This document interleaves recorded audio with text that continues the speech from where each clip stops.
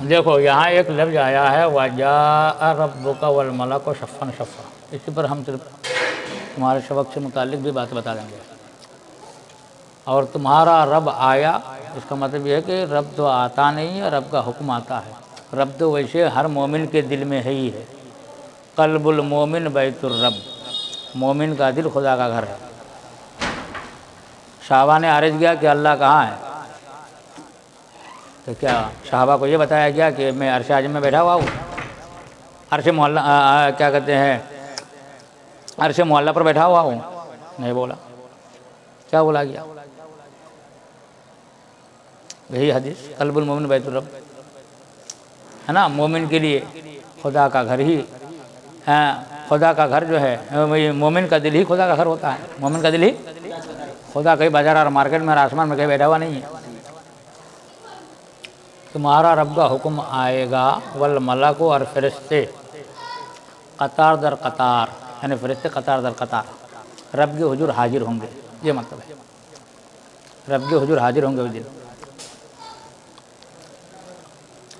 अरे आज जो वहाबी देवबंदी गैर मुक़ल्लिद जो कहते हैं कि सिवाय अल्लाह के किसी से मदद ना लो, सिवाय अल्लाह के किसी से, यही कहते हैं ना, जो भी मांगो अल्लाह से मांगो। लेकिन आले महशर वाले क़यामत के दिन जो है सारे लोग मांगने जाएंगे। सबसे पहले किससे मांगेंगे? हज़रत आदम अलैहिस्सलाम के पास जाएंगे, शफ़ाअत करने के लिए जाएंगे ना। फिर रोज़े क़यामत सारे लोगों के लिए सिफारिश होगी कि नहीं होगी? तो सिफारिश के लिए सबसे पहले किसके पास जाएंगे? सिर्फ आदम ही के पास नहीं, बल्कि जितने अम्बिया गुजरे हैं इस दुनिया से सब के पास सबसे पहले आदम के पास जाएंगे। तो आदम क्या जवाब देंगे? इजहबू इला गैरी, मेरे अलावा की तरफ जाओ, मेरे गैर की तरफ जाओ, मेरे गैर के पास जाओ, यही ना। फिर इब्राहीम अलैहिस्सलाम के पास आएंगे, नूह अलैहिस्सलाम के पास आएंगे, इसी तरह सभी अम्बिया के पास आएंगे और हर एक का जवाब होगा इजहबू इला गैरी। अरे कमबख्तो, दुनिया में तुमने कहा कि अल्लाह के सिवा किसी से मत मांगो, तो वहाँ तो फिर आदम अलैहिस्सलाम के पास मांगने चले गए क़यामत के दिन। इसलिए इमामुल कलाम कलामुल इमाम अशाह इमाम अहमद रज़ा ख़ान सैयदना आला हज़रत इमाम अहमद रज़ा फ़ाजिर बरेलवी बरेली के चटाई पर बैठ कर इरशाद फरमाते हैं, आज ले उनकी पनाह, आज मदद मांग उनसे, फिर ना मानेंगे क़यामत में। अगर मान गया, क़यामत में मान गया, मांगने चला गया, वहाँ गया कि नहीं गया? क्या बात, शेर समझ में आया कि नहीं आया?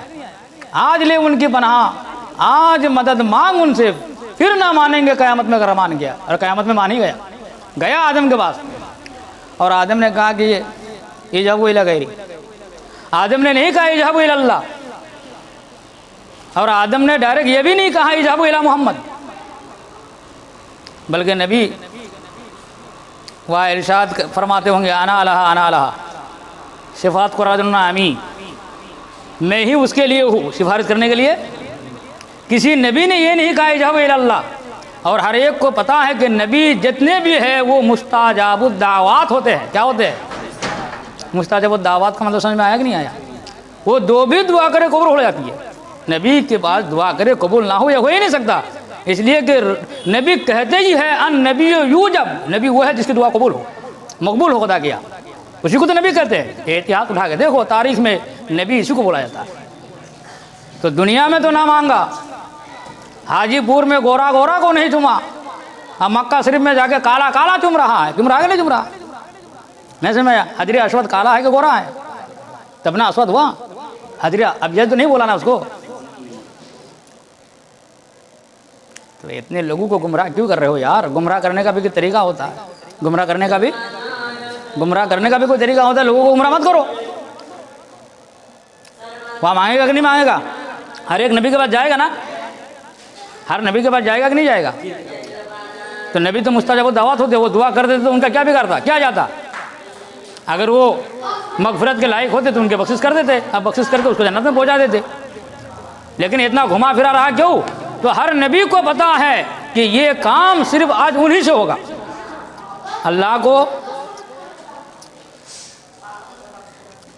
हर नबी को ये बात मालूम है कि ये काम मुझसे नहीं होने वाला है, शिफात वाला काम मुझसे नहीं हो रहा है।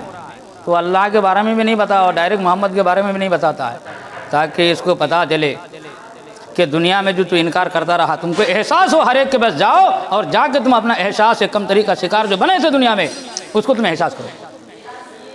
हर एक के पास भेजा जाएगा और लास्ट में नबी के पास आके नबी सिफारिश करेंगे हर एक की और कहेंगे आना अल्लाह, मैं उसके लिए हूँ। सिफारिश करने के लिए क्या हूँ? मैं हूँ। अगर डायरेक्ट ये नबी के पास जाते, ये भी बात की एक यह सवाल पैदा होता है, डायरेक्ट अगर नबी के पास चले जाते हैं ना, तो नबी तो मतलब क्या सिफात कर देते, किसी और के पास नहीं भेजते। नबी किसी और के पास, किसी और दूसरे नबी के पास नहीं भेजते। बाकी नबी के पास भेज रहे हैं तो एक नबी दूसरे नबी के पास, दूसरे नबी तीसरे नबी के पास, तीसरे नबी चौथे नबी के पास भेज रहे हैं ना। लेकिन डायरेक्ट अगर मोहम्मद के पास जाते तो मोहम्मद किसी के पास नहीं भेजते, आना अल्लाह कह के सिफात कर देते। लेकिन यहाँ एक पैन की बात है, अगर डायरेक्ट नबी के पास जाते और नबी बख्श देते तो ये समझता वो हम इसके पास आए इसलिए बख्श दिया। अगर हम आदम के पास जाते तो वो भी बख्श देता, वो भी बख्श देता। इसलिए अल्लाह ने ये एक टर्म एंड कंडीशन रखा कि ऐसा करूंगा कि हर एक के पास जाए और इसे एहसास हो कि ये काम सिर्फ नबी ही से हो सकता, किसी और से नहीं, किसी और से नहीं। समझ में आया? तो गुमराह करने का तरीका, तुम लोग जो झूठ बोलते हो ना, तुम लोग को भी झूठ बोलने का तरीका नहीं है। अब एक लड़का वहाँ खड़ा है, मैंने उसको अपने आंखों से देखा, रूम में जाने के बाद कह रहा कि हुजूर ना आमी छिलम ना अन्य जन छिलम। मैंने देखा फिर भी झूठ बोल रहा है। बोला था एक लड़का को एक दिन में, तो झूठ बोलने का भी कोई तरीका होता है। ऐसा झूठ बोलो कि झूठ बोलने के बाद उस लफ्ज़ को अगर घुमा के बोला जाए तो सच में आ जाए। किस में आ जाए? तो उसके लिए मंतिक की ज़रूरत पड़ती है। किसकी? इल्म मंतिक की। मैं तुमको एक मिसाल समझा रहा हूँ। एक शख्स के यहाँ एक मेहमान गया, एक मेहमान एक शख्स के यहाँ आया। क्या? मेहमान तुम्हारे घर में कोई आता है कि नहीं आता? तब अचानक मेहमान आ जाए तो शौहर बीवी से कहेगा कि नहीं कहेगा कि मेहमान के लिए कुछ तैयार करो, चाय वगैरह, नाश्ता वगैरह, फल फ्रूट वगैरह, क्या मतलब इंतज़ाम करो, नाश्ता कुछ तैयार करो। तो आजकल की बीवी तो जानती ही हो, अगर अचानक बीवी को कहा जाए हाँ इतने दिन से ये पहले से क्या कर रहे थे, मेहमान आए तो पहले क्यों नहीं बताए, पहले झक मार रहे थे, पहले क्यों नहीं बोले। आजकल की औरत ऐसे बोलती कि नहीं बोलती है? शौहर औरत को जो आके कह रहा है कि कुछ तैयार किए कि नहीं मेहमान के लिए, तो कहा कि मैंने खाक तैयार किया। क्या तैयार किया? मैंने खाक तैयार किया। खाक का माने क्या है भाई? तो उधर से मेहमान जो रूम में बैठा हुआ था वो सुन लिया। मेहमान क्या? झूठ बोलने का जो तरीका होता है ना, वो तरीका मैं भी तुमको बता देता हूँ कि कैसे झूठ बोला जाता है भाई। अब जब तो तुम झूठ बोलते रहे, लेकिन झूठ बोलने का जो तरीका होता है वो तरीका भी सीख लो, कैसे झूठ बोला जाता। तो औरत कह रही है कि मैंने खाक बनाया, मैंने खाक बनाया, बोलता ना अपने बंदे। उर्दू भाषा में ये बोल रहा हूँ, अपने भाषा में तुम लोग क्या बोलते हो अलग जाने। मैंने खाक तैयार किया, खाक बनाया। तो मेहमान ने सुन लिया। आया वो मेहमान काफ़ी दिन के बाद यार, और वो भी मेरे लिए माटी बनाया है। खाक माने माटी, मिट्टी बनाया, खाक बनाया। तो मेहमान ने सुन लिया। अब मेहमान को जब दस्तरखान में बुलाया जा रहा है कि आइए जनाब नाश्ता कर लेते हैं, है औरत तैयार कर लिया था जो कुछ तैयार कर, लेकिन जो कुछ तैयार करने का तैयार हुआ था, अब वो आदमी मेहमान को बुला रहा है, आइए दोनों मिलकर एक साथ खाना खाते हैं। तो मेहमान ने जो पहले सुन लिया है कि औरत तो बोल रही थी कि मतलब कि आज कुछ नहीं बनाया हूँ, खाक बनाया हूँ, तो कह रहा मेहमान कर हम नहीं खाएंगे। मैं क्यों भाई? तो मैं इसलिए नहीं खाऊंगा कि आज हमको एक आवाज़ सुनने में आई आपकी किचन घर से, किचन समझ रहे हो नहीं, मतबख से, कि हम आज के मतलब क्या खाना में मतलब क्या खाक तैयार हुआ है, मिट्टी तैयार हुई है, इसलिए मैं नहीं खाऊंगा। तो कहा कि किसने कहा कि मतलब कि मिट्टी तैयार हुई? हाँ, कि हमने खुद अपने कानों से सुना है। तो औरत को बुलाया गया, तुम ऐसा बोले थे? कि हाँ हम तो बोले थे ऐसा, लेकिन हमारा बोलने का मकसद वो नहीं है। मुझे कैसे मकसद नहीं है? देखो, तो उसने लफ्ज़ खाक लिख के दिखाया। देखो खाक, खाक को फारसी में क्या कहते हैं? मिट्टी। अरे इसी खाक का उल्टा कर दो तो क्या बन जाएगा? काख। खाक का उल्टा करो भाई, पहले काफ है ना, तो शुरू में काफ लिखा हो तो काख बनेगा कि नहीं बनेगा? अलिफ तो बीच में रहेगा ही रहेगा हर हाल में। क्या बनेगा? काख बनेगा ना। उसका उल्टा करो तो काख बनेगा कि? और काख ये फारसी लफ्ज़ है। काख ये क्या है? काख को फारसी में क्या बोला जाता है? महल। क्या बोला जाता है? काख को फारसी में क्या बोला जाता है? क्या बोला जाता? महल। महल तुम लोग जानते हो नहीं? महल्लात, अच्छा अच्छा महल है ये।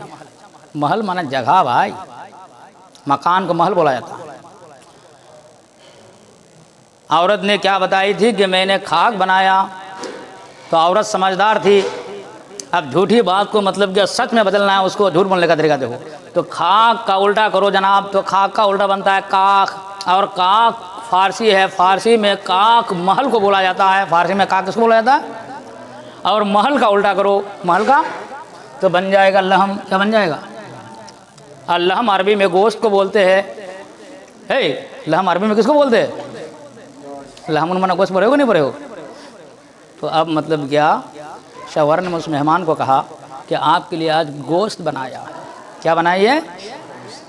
झूठ बोला, लेकिन यही झूठ बात ऐसे तरीके से बोला कि सच में बदल गया। इसके लिए भी कुछ तरीके होते हैं। बात को समझे कि नहीं समझे? आज का आपका सबक यही रहा कि झूठ भी बोलो तो उसके लिए भी तरीका अपनाओ, बगैर ढक्कन के बोतल ना बनो। चलो।